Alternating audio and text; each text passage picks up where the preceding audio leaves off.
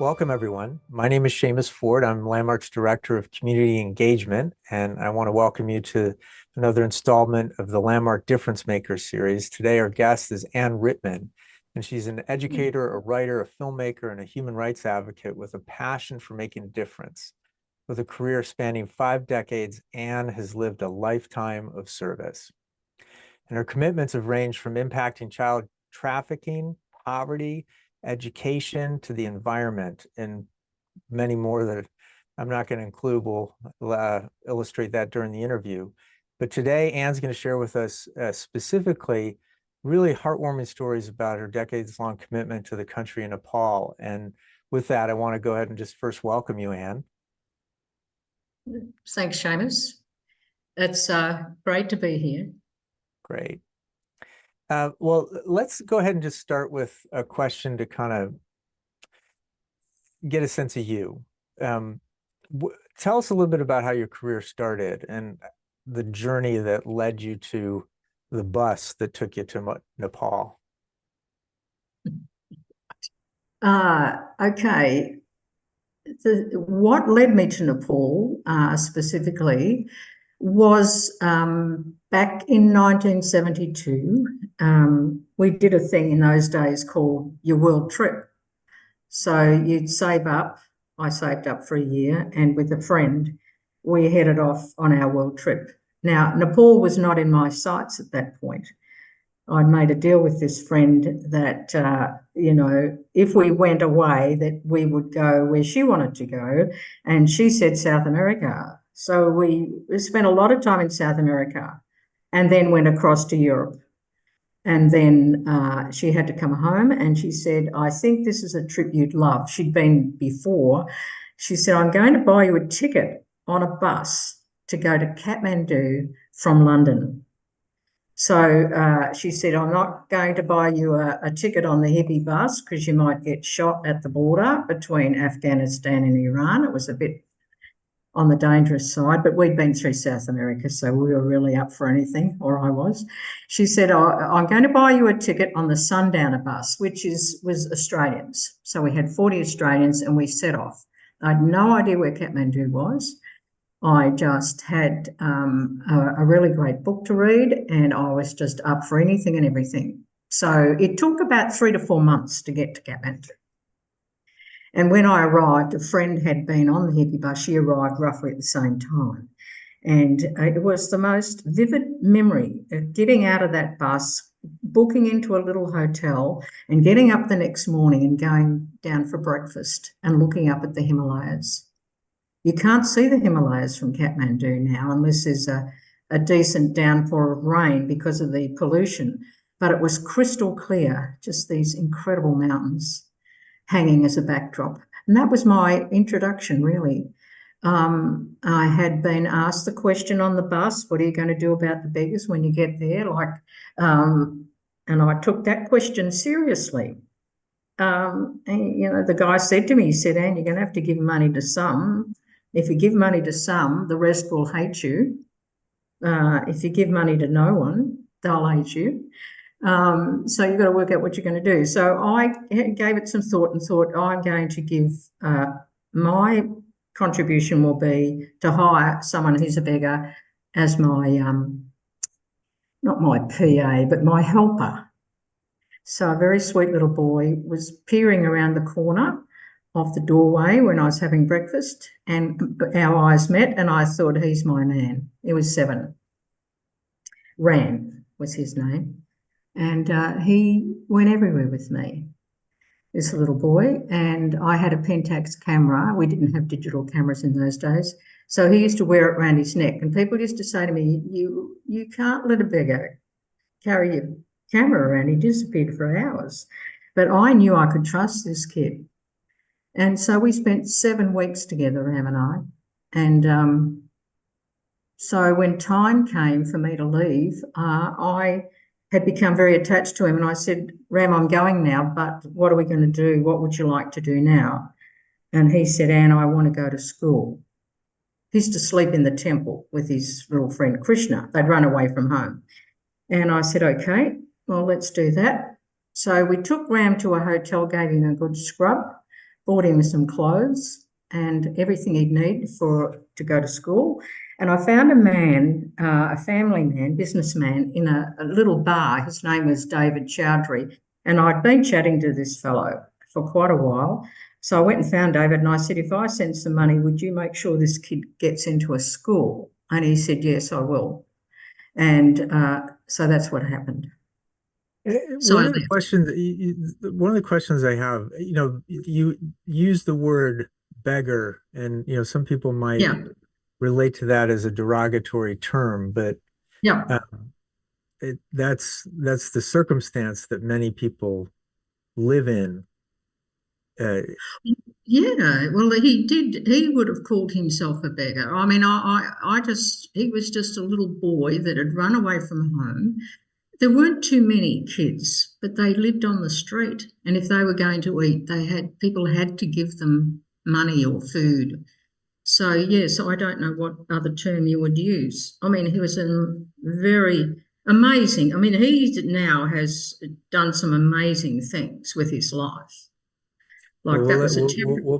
we'll come back to that in a All moment. right, great. But clearly you went for the adventure and you stayed for the people. Um, That's what happened. Yes. uh, I've often wondered, Seamus, how come? Why Nepal? I can't answer that question particularly, other than I established a very human. I mean, I was 25 years old and I was never going to get married and have children. That was not going to be my future. So maybe it was just, here's this little boy. He didn't have any parents, and I felt that I could give him the one thing I could give him, which would be an education.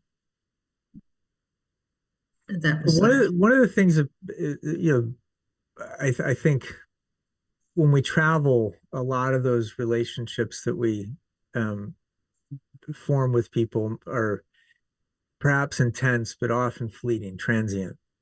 Yeah. You made a long-term commitment to someone. Mm. What what was it about him, or what was it about, the situation you find yourself in, that you made that kind of a commitment?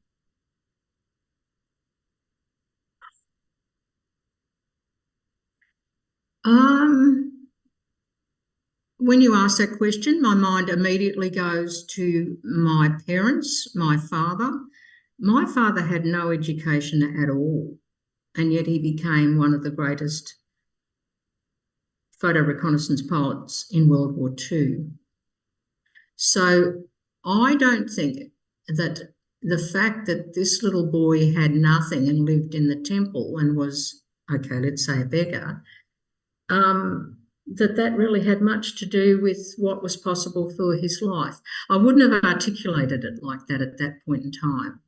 All I knew was this is this little boy. Everyone was warning me about, letting him run off with my camera, but I knew I could trust him.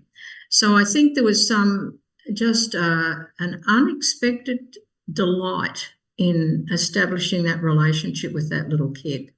It was just not expected. I didn't plan it. I didn't go there to do that.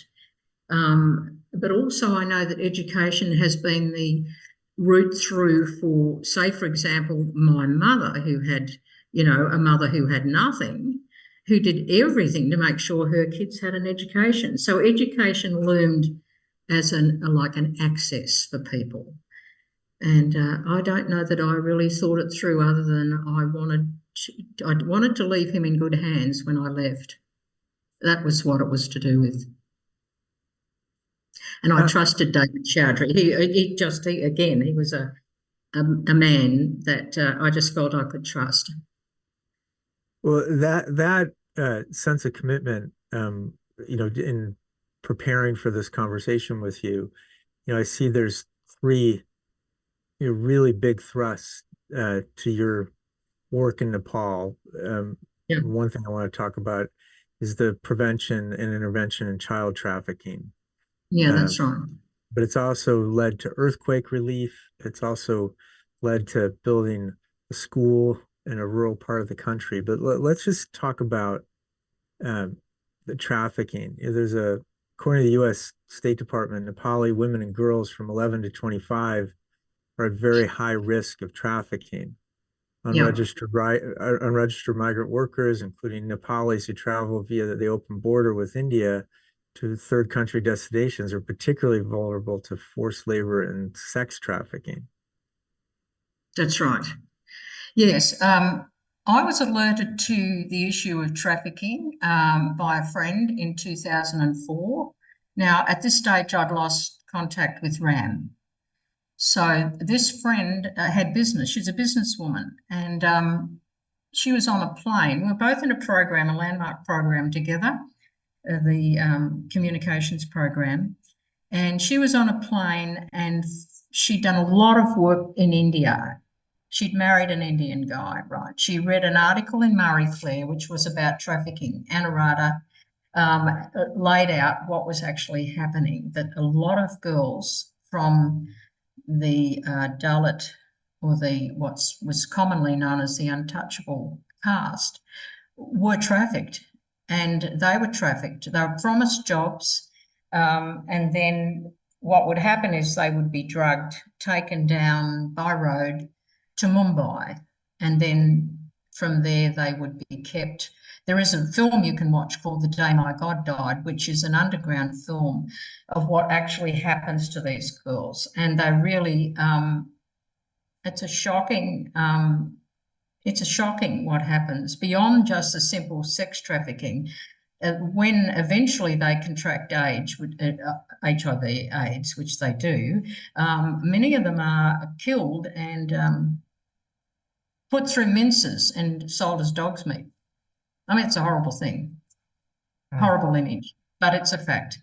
And that's, so, she went to see Anuradha with Gillian to the institution Anuradha had put together by a German family, and it's very close to the airport. A lot of people know this place. It's called a mighty Nepal, which means mother's house, and there are well over 100 women there who are, who've been rescued from trafficking. And I know a lot of these women personally now because we arranged a program which Kathy Elliott led, which was a transformational leadership program for the entire institution. I went over there. I mean, Karen was a businesswoman, so her thing was trade. She made sure that she sold goods that they made or sent them things, material goods. But mine was always, again, education. So by then I was, involved with Landmark Education as a self-expression leadership program leader as well. And I knew that the difference would be made with transformational education. So we had the entire organisation. So I lived there for 3 months and just registered them, gave them proper introductions via a translator, and they loved it. The thing that they most wanted was to learn to speak English. But one of the miracles that came out of that program, I can remember when it was over and I was in my room being taken care of, I stayed at the guest house at Mighty Nepal, was a woman called Anju. And Anju had been trafficked. She'd been rescued. She went home and then she was raped daily by her uncle. Now, she could barely walk. She was incapacitated, really. And Nepalese houses are like the mountains. They go up 5 to 6 stories and staircases all the way up. And Anju could never walk down. She had to be helped down. Now, the morning after the program, because I used to teach them painting and English, just, because that's what they enjoyed as well. And I hear a thumping on my door, like, Auntie, Auntie, they call me Auntie. I opened the door and here's Anju. She'd walked down from the top floor, no help, with her paintbrushes. And she said to me, Auntie, Auntie, painting. I said, Anju, it's 7 o'clock in the morning. Painting, she goes. One thing I know about the Nepalese If they want something, they will request it over and over and over until one either surrenders or, I mean, there's only one answer, surrender. But I'll never forget that. Just this incredible, well, it was a physical transformation for this woman, Anju. Well, a lot of people that'll be watching this interview are familiar with the forum, having participated in them for themselves, and Yeah, um, no doubt uh, had a profound personal transformation and expansion of yeah. what's possible. What is that? What is, if you can say, what is that like for somebody under the circumstances of the women who've escaped trafficking like? I spoke to a number of the women. In fact, I did some interviews with them, similar to what you and I are doing now. A lot of them became very outspoken, like they shared things that they hitherto hadn't shared. So it opened up the possibility of, letting people know, tell the truth about their lives. A lot of the women went on to become border guards, like they had developed a real commitment to making a difference to other women. Can you say a little bit specifically? It's border guard is not necessarily what people think. This is actually border guards for the specific Well, purpose. specifically, yeah, they could, because they'd had the experience of being kidnapped, they knew they could sense what was happening and who was, a suspicious kind of character. No matter they could just pick it. So a lot of the women would go down and they'd do periods of time on the borders and check through the buses of, say girls that were being taken over the border, had been promised a job, say in a carpet factory or something. And these girls would take them off the bus. So they intervened. They basically intervened. That's an extraordinary sense of agency after what they've been through. Be able to directly Absolutely. interact with. Wow. They're very, when you meet the women, they're very vibrant women. Like we talk about vibrancy, they don't appear to carry any resentment. Now, it could be, there is just a desire to live a great life. That's my experience of the Nepalese, the women as well. And I spent a lot of time, a friend of mine, Ray, and another friend, Gillian, we spent 6 weeks in the hospice at night in Nepal, painting a mural that went for, we figured about 600 feet in the end, this thing, giant elephants and snow leopards with the women. It's just, and they loved it. There was just this energy there. Mm. Well, you're an artist, and Yes, I'm an artist. you're in front of your art, some of your artwork right now. I bought in my koala. I had a very large rhino that Seamus liked, but it was too big. Too big to bring to the local library where you are. Uh, but how does art facilitate making a difference in the areas you care about?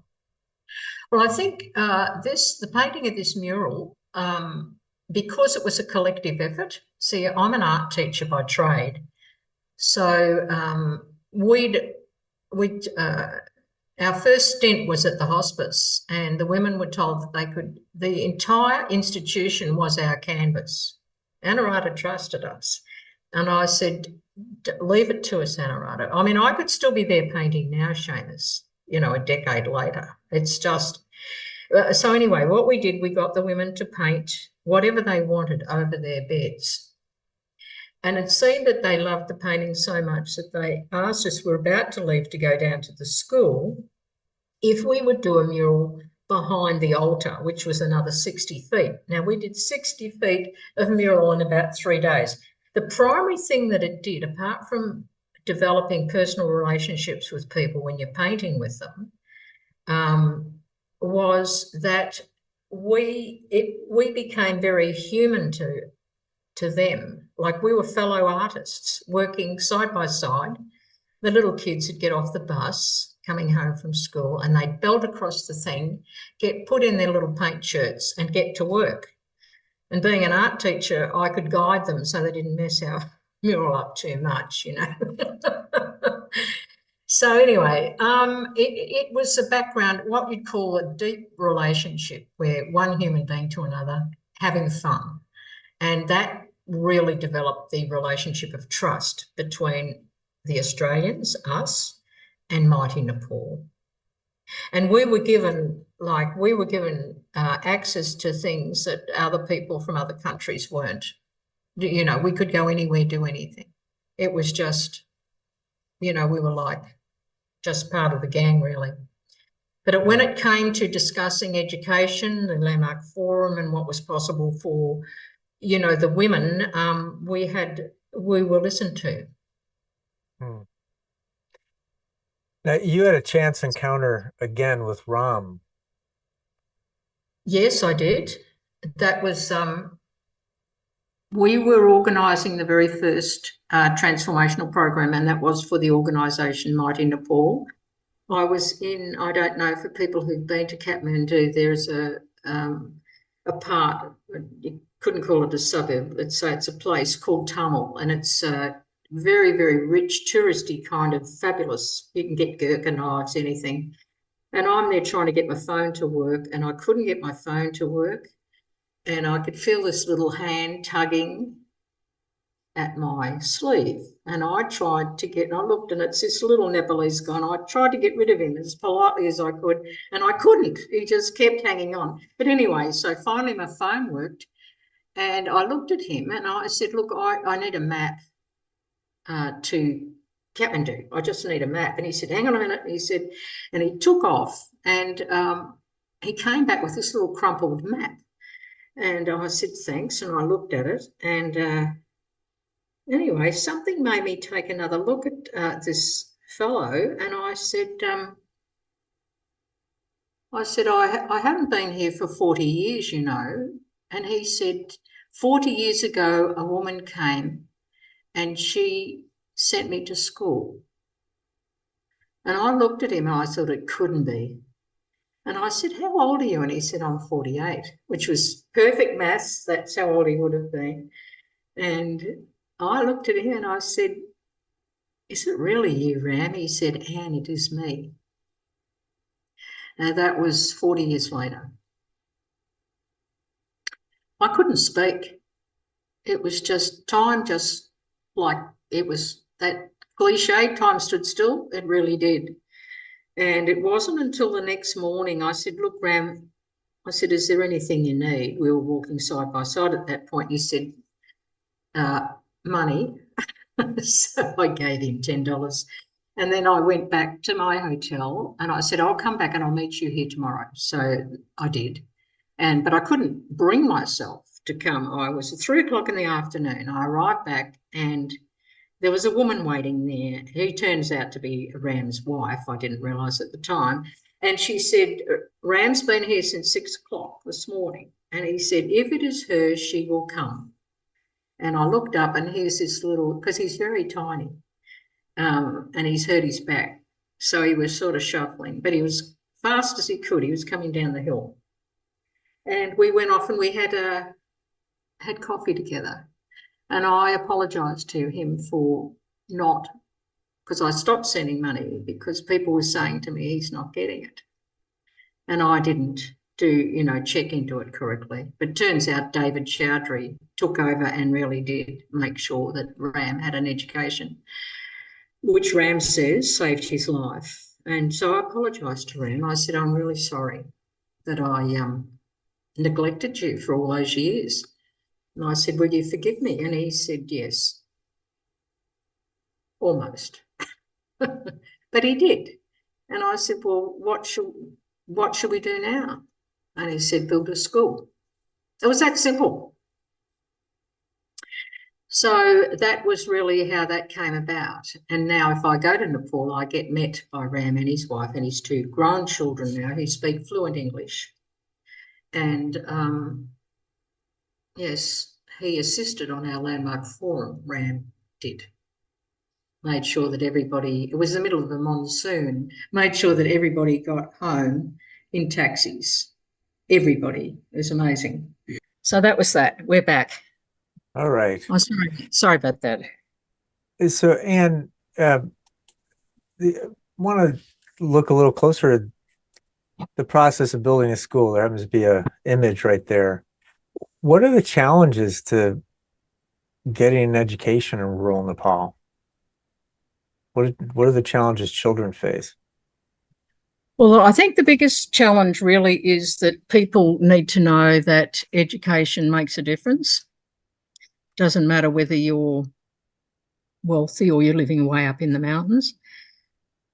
The building of this school, it has been somewhat of a bumpy ride, but it's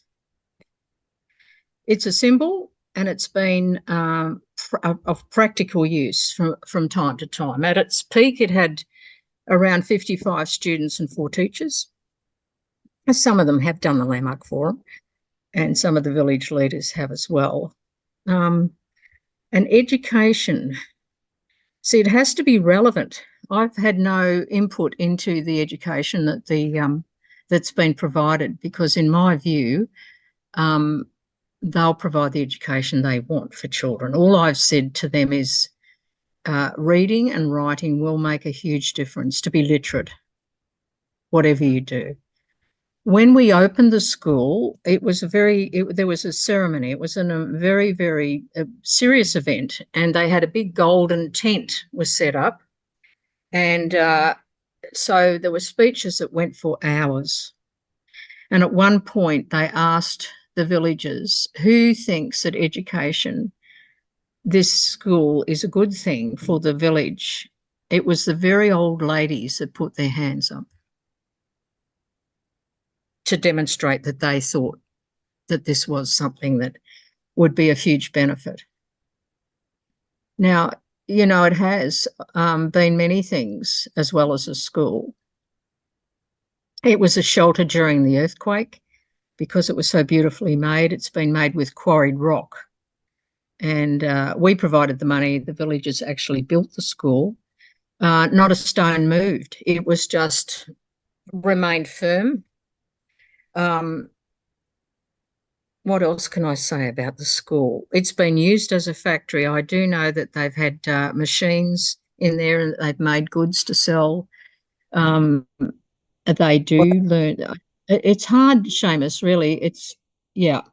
Let me ask the question a different way. What Hmm. For people that grow up in a Western country where education is not only available, it's compulsory. What is an education mean to somebody, a child in rural Nepal? You mentioned the women raising their hands, voting, for there to be a school. Their opinion is informed by probably not having access to an education. I think the biggest thing is it's a route out of a rural existence. See, the thing is that the Nepalese, even in the remote areas, they have access to the internet. They do know that there are alternative ways to live in the world apart from getting up each morning and milking the buffalo and doing the jobs that one does. They know that there is a possible other kind of life. I'm sure the internet has played a huge part there. It's also a status thing. What I noticed was the school they were very proud to have built the school, to have a school. What it means to them, I really actually don't know. A couple of my coaches from my program went over and spent quite a few weeks determining a constitution for the school, what they wanted from it. But again, it was what they wanted. I didn't engage at that level because for me, that was something for them to decide. what they wanted to do with the school.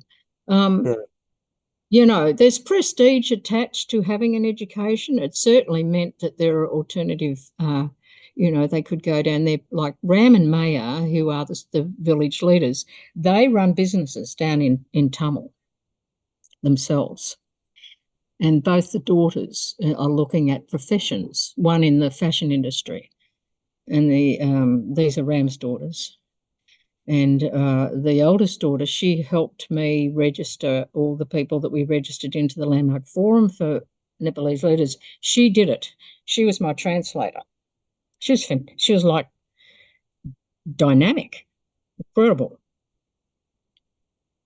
So, like anywhere, like any human being, if they can see that there's something other than what's predictable, it beckons. It beckons. Hmm. In the midst of the work that you were doing in Nepal, there was an earthquake, and Yes. I looked it up. The 2015 earthquake was one of the worst in history at 7.8 Yeah, on the that's Richter right. scale. Yeah, What, it was used as a refuge. I know a lot of people directly contacted me. I have direct contact with a lot of Nepalese people. So we raised some money and sent it to people who made requests for money. I mean, I saw footage of Kathmandu itself, but it just was like something out of a really devastating movie. The collapse of buildings, particularly in places like Durbar Square, which is one of their big main squares, has a market there. The buildings split from top to bottom. It's just, and I know Ram and Maya lived in a tent on the oval in the middle of Kathmandu, along with a lot of other people. They were too afraid to go into the houses because their houses are made with a very lightweight terracotta brick, which you could almost snap with your hand if you needed to. So it didn't take much for a lot of those buildings to come down.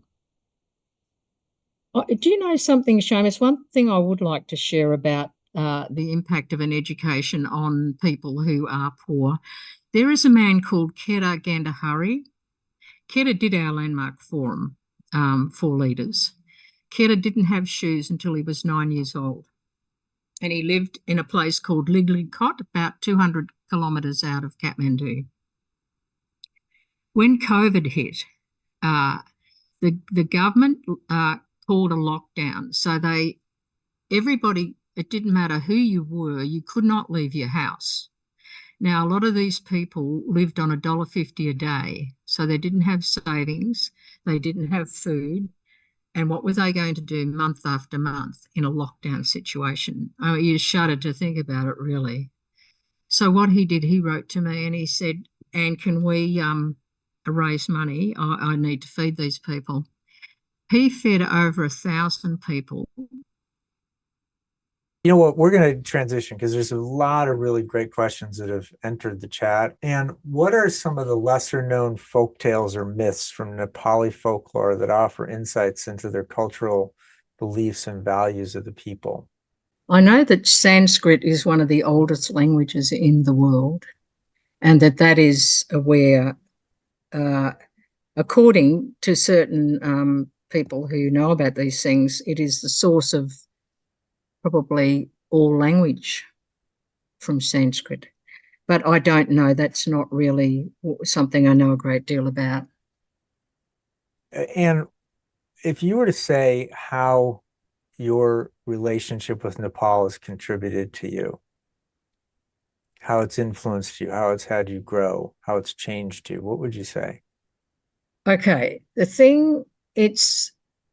been the most unexpected opportunity of a lifetime to have a country that allows you to contribute to it. Like, when I look at my life, it's been pretty well determined by my relationship with Nepal.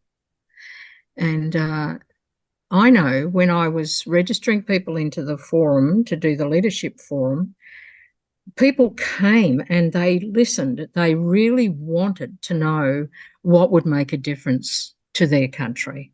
people thought about it. They were far more connected with less comfort, more what's this life about? So I think that's how it's contributed to me. I've contributed to it, but it has contributed to me, just giving me the opportunity to allow me to contribute what I have. So it's a very unique privilege, really. It touches me as I'm speaking about it. I'm very rarely present to it, but there's such a deep level of trust for What do you me and see? me.